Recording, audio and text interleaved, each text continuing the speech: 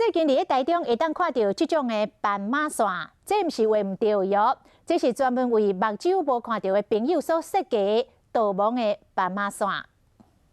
一般正常的斑马线呢，大家每天都在走，可能觉得没有稀奇。但是台中呢，最近出现了像这样子特殊的斑马线景象，上面呢画了2条双白的实线，而且这双白实线呢，它有共同特色，它呢就是画的非常的厚。那么它到底是要用来做什么呢？区分左右两边的人，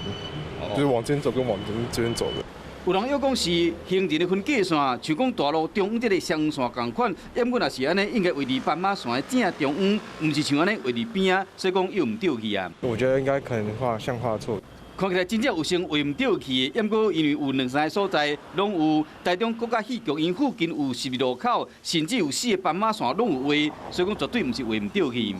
提醒行人要注意什么的吧？ 有人讲是加强行人的辨识，这个答案敢若对一半。原来这双白线叫做直向行人出入道线，引导是过车路的失明朋友。配合内政部营建署，它的厚度大概应该是0.5，所以你如果用导盲杖入口的时候，比较有一个指引的方向。不过记者实际到画这2条线的路口的现场，发现讲有一个问题，就是边啊人行道无导盲桩，也就是讲。 失明人根本唔知讲斑马线伫倒位，政府就要先解决要安怎引导这失明人为人行道行到斑马线，